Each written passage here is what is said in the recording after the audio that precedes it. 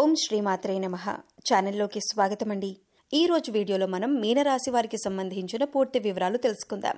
ఈ రాశివారు ఈ నెల 14వ తారీఖు పౌర్ణమిలోపు మీరు ప్రాణం పోయినా కూడా చేయకూడని తప్పులేంటో తెలుసుకుందాం. అయితే ఈ రాశివారు ఏ విషయంలో జాగ్రత్తగా ఉండాలి, ఈ సమయంలో ఏ తప్పులు అస్సలు చేయకూడదు అనే అంశాలను ఈ వీడియోలో మనం వివరంగా తెలుసుకుందాం. కానీ అంతకంటే ముందుగా మీరు కనుక మన ఛానల్ని ఇప్పటి వరకు సబ్స్క్రైబ్ చేసుకోకపోతే సబ్స్క్రైబ్ చేసుకొని పక్కనే వచ్చిన బెల్ ఐకాన్ నొక్కి ఆల్ సెలెక్ట్ చేసుకుంటే మేము ఇలాంటి వీడియోస్ అప్లోడ్ చేయగానే ముందుగా మీకు నోటిఫికేషన్ వస్తుంది. ఇలా నోటిఫికేషన్ మిస్ అవ్వకుండా మీకు వస్తే మీకు ఉపయోగపడే ఎన్నో రకాల పరిహారాలు ఆచరించి మంచి ఫలితాలను పొందొచ్చు. అలాగే వీడియోని ఎక్కడ కూడా స్కిప్ చేయకుండా చివరి వరకు చూస్తేనే మేమేం చెబుతున్నామో మీకు పూర్తిగా అర్థమవుతుంది. ఇక వివరాల్లోకి వెళ్తే ఈ రాశి విద్యార్థుల్లోని ప్రతిభ వెలుగులోకి వస్తుంది. కొన్ని వివాదాలు పరిష్కారం అవుతాయి. కుటుంబంతో సంతోషకరంగా గడుపుతారు. వాహనాలు, ఆభరణాలు కొంటారు. విద్యార్థుల శ్రమ ఫలిస్తుంది. వ్యాపారాలు లాభసాటిగా ఉంటాయి. పెట్టుబడులు సమకూరుతాయి. వ్యాపకాలు పెరుగుతాయి. ఉద్యోగస్తులు కొత్త బాధ్యతలు చేపడతారు. ఆకస్మిక ధనప్రాప్తి కలగవచ్చు. అంటే వడ్డీ రూపంలో కానీ చెక్కు రూపంలో కానీ ధనం చేతికి అందుతుంది. స్త్రీలు ఆరోగ్యం విషయంలో జాగ్రత్తగా ఉండాలి. అకాల భోజనం వల్ల ఆరోగ్యం మందగించే అవకాశం ఉంటుంది. పత్రికా, ప్రైవేటు సంస్థల్లో పనిచేసే వారికి పని ఒత్తిడి అధికమవుతుంది. వీలైనంత వరకు మీరు ఎవరి మీద ఆధారపడకుండా మీ పని మీరే చూసుకోవటం ఉత్తమం. ముందుగా ఈ రాశి వారి గురించి చూసినట్లయితే ఓర్పు, సహనం గురించి చెప్పుకోవాలి అంటే ఈ రాశివారు మొదటి స్థానంలో ఉంటారు. ఈ రాశివారు ప్రతిరోజు దైవారాధన చేస్తారు. వీరు దైవాన్ని ఎక్కువగా నమ్ముతారు. అయితే వీరు దైవబలం తమకు అండగా ఉందని మర్చిపోయి కష్టాలు వచ్చినప్పుడు ఎక్కువగా భయపడిపోతూ ఉంటారు. ప్రతిరోజు దైవారాధన చేసినా మాకు కష్టాలు వస్తున్నాయనే ఆలోచనలో ఉంటారు. అయితే కష్టాలు ప్రతి ఒక్కరికి వస్తాయి. కానీ మీకు దైవబలం ఉండటం వల్ల కష్టాల నుంచి చాలా తేలికగా బయటపడతారు. అయితే మీరు చేయవలసిన దైవనామస్మరణ చేయటం మాత్రం మర్చిపోకూడదు. ఇక మీరు ముఖ్యంగా గుర్తుపెట్టుకోవాల్సిన మరొక విషయం ఏంటంటే ఎదుటి వ్యక్తుల్ని గుడ్డిగా నమ్మకూడదు. ఏ అంశంలో తీసుకున్నా, అంటే మీరు కొత్తగా ఏదైనా పని చేయాలనుకున్నా, లేదా మీరు ఏదైనా నిర్ణయం తీసుకున్నా, కొత్తగా బిజినెస్ స్టార్ట్ చేద్దామనుకున్నా, అలాగే ఏ సందర్భంలోనైనా మీరు ఎదుటి వాళ్ళని నమ్మి మీ విషయాలను కూడా ముందుగా వారితో చెబుతూ ఉంటారు. ఇలా చేయటం వల్ల మీరు అనేక రకాల చిక్కులను కూడా కొని తెచ్చుకున్న వారు అవుతారు. కాబట్టి ఏదైనా పని పూర్తయిన తర్వాత మాత్రమే ఎదుటి వారితో చెప్పండి. ఇలా చేసినట్లయితే కనుక మీరు ప్రతి పనిలో కూడా విజయం సాధిస్తారు. అలాగే ముఖ్యంగా ఈ రాశి వారు తమని తాము నమ్మాలి. అంటే మీ పైన మీకు విశ్వాసం అనేది పెరగాలి. ఇలా చేయటం వల్ల మీలో కాన్ఫిడెన్స్ పెరుగుతుంది. అప్పుడు నేను ఏ పనైనా చేయగలను అనే ధైర్యం మీకు వస్తుంది.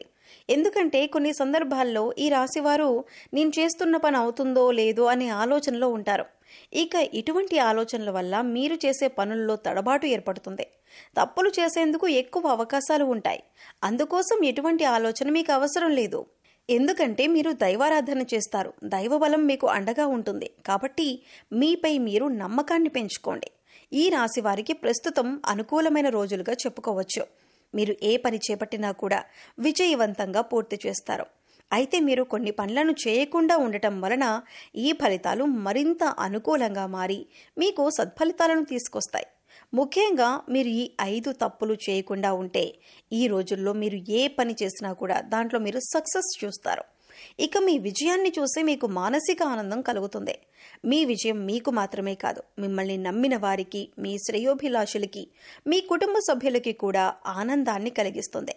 ఇక మర్చిపోయి కనుక మీరు ఈ 5 పనులు చేశారంటే కనుక దరిద్రం మిమ్మల్ని వెంటాడుతుంది.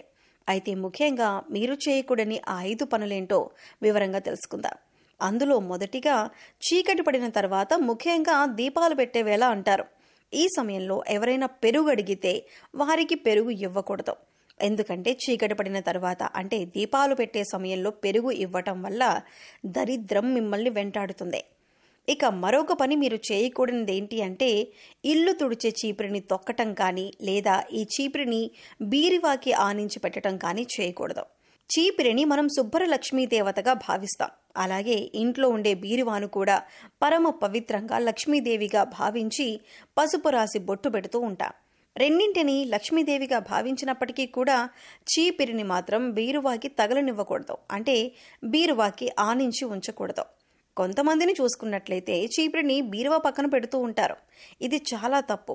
ఇలా చేయటం వల్ల కష్టాలను ఎదుర్కోవలసి వస్తుంది. ఇక మరొక పని, మీరు చేయకూడని పని ఏంటంటే, మీ వల్ల ఏ ఆడవారు కూడా కన్నీళ్లు పెట్టకుండా చూసుకోవాలి.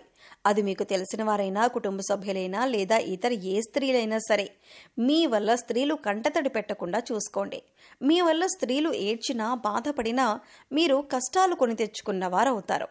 ఇక ఇంట్లో కానీ లేదా మీ పరిసర ప్రాంతాల్లో కానీ నల్ల చీమలు కనిపించటం అనేది శుభసూచకం. ఇలా గుంపులు గుంపులుగా నల్ల చీమలు కనిపించినప్పుడు మీరు వాటిని తొక్కటం కానీ లేదా వాటిని తోసేయడం కానీ హింసించటం కానీ చేసినట్లయితే మీరు కష్టాల్లో పడతారు. మీరు చేసే ప్రతి పని కూడా పూర్తవక ఇబ్బంది పడతారు. అంతేకాదు, దీనివల్ల మీకు దరిద్రం కూడా వెంటాడుతుంది. ఇక ముఖ్యంగా చివరిగా మీరు చేయకూడని మరొక పని ఏంటంటే, ఇంట్లో కూర్చొని గోళ్లు కత్తిరించకూడదు. అలాగే ఆ గోళ్లు ఇంట్లో ఎక్కడంటే అక్కడ పడేయకూడదు. ఇలా చేస్తే దరిద్రమని మన శాస్త్రాలు కూడా చెబుతున్నాయి. ముఖ్యంగా కొంతమందిని చూసినట్లయితే ఖాళీగా కూర్చున్నప్పుడు గోళ్లు కొరికి కింద పడేస్తూ ఉంటారు. అది ఏ ప్రదేశంలోనైనా సరే మీరు గోళ్లు కొరికి పడేయటం అనేది మానుకోవాలి. ముఖ్యంగా మంగళ శుక్రవారాల్లో గోళ్లు తీసి ఇంట్లో పడేయకూడదు. ఈ పనులు కనుక ఈ రాశి వారు చేసినట్లయితే మిమ్మల్ని దరిద్రం వెంటాడుతుంది. ఈ విషయాన్ని గుర్తుపెట్టుకొని ఈ తప్పులు చేయకుండా ఉండటం వల్ల మీరు చేసే ప్రతి పనిలో కూడా సక్సెస్ పొందుతారు. అంతేకాదు, దరిద్ర దేవత ఎప్పుడైతే వెళ్ళిపోతుందో అప్పుడు మిమ్మల్ని అదృష్ట లక్ష్మి వరిస్తుంది. మీరు చేసే పూజలన్నీ కూడా ఫలిస్తాయి. అదృష్ట దేవత కలిసి వస్తుంది. లక్ష్మీదేవి స్థిర నివాసం ఉంటుంది. అన్ని పనుల్లో విజయం పొందుతారు. ఇక ఈ సమయంలో అదృష్టం కలిసి రావాలన్నా, మరిన్ని సత్ఫలితాలను పొందాలన్నా మీరు చేసుకోవలసిన దేవతారాధన, అలాగే పాటించవలసిన పరిహారాల గురించి తెలుసుకుందాం. మంగళవారం రోజు ఆంజనేయ స్వామి ఆలయానికి వెళ్లి ఆలయ ప్రాంగణంలో హనుమాన్ చాలీసాను పఠించటం వలన మంచి ఫలితాలను పొందుతారు.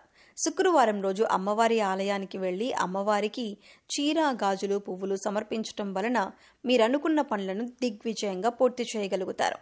శనివారం రోజు వెంకటేశ్వర స్వామి ఆలయానికి వెళ్లి స్వామివారికి తులసిమాలను సమర్పించి తులసి దళాలు వేసి నైవేద్యాన్ని సమర్పించటం వలన అనుకూలమైన ఫలితాలను పొందుతారు. గురువారం రోజు సాయిబాబా ఆలయంలో శనగలను ప్రసాదంగా పంచిపెట్టడం వలన గురుగ్రహం యొక్క అనుకూలతను పొందుతారు. తెల్ల జిల్లేడు వేర్లతో చేసిన శ్వేతార్క గణపతిని పూజించటం వలన మంచి ఫలితాలను పొందుతారు. తెల్లటి వస్త్రంలో బియ్యం, పసుపు రంగు వస్త్రంలో శనగపప్పు, నీలం రంగు వస్త్రంలో తెల్లటి కాగితంపై మీ మనసులో ఉన్న కోరిక రాయాలి. ఈ మూడింటిని కలిపి తెల్ల జిల్లేడు చెట్టుకి ముడుపుగా కట్టడం వలన మీ కోరిక నెరవేరుతుంది. నవగ్రహాలను పూజించి వాటికి అభిషేకం చేయటం వలన మంచి ఫలితాలను పొందుతారు. ఇలా వీలు కానట్లయితే మహాశివునికి అభిషేకం చేసి ధాన్యాన్ని గోవులకు పెట్టడం వల్ల మంచి ఫలితాలను పొందుతారు. అనుకున్న కోరికలన్నీ నెరవేరుతాయి. సో చూశారు కదండి, ఈ నెల 14వ తారీఖు పౌర్ణమిలోపు మీనరాశి వారు ప్రాణం పోయినా కూడా చేయకూడని తప్పులేంటి, తీసుకోవలసిన జాగ్రత్తలేంటి అనే అంశాలతో పాటుగా ఈ సమయంలో మీరు చేసుకోవలసిన దేవతారాధన, అలాగే పాటించవలసిన పరిహారాల గురించి ఈ వీడియోలో మనం వివరంగా తెలుసుకున్నాం కదా. ఈ వీడియో మీకు నచ్చినట్లయితే లైక్ చేయండి.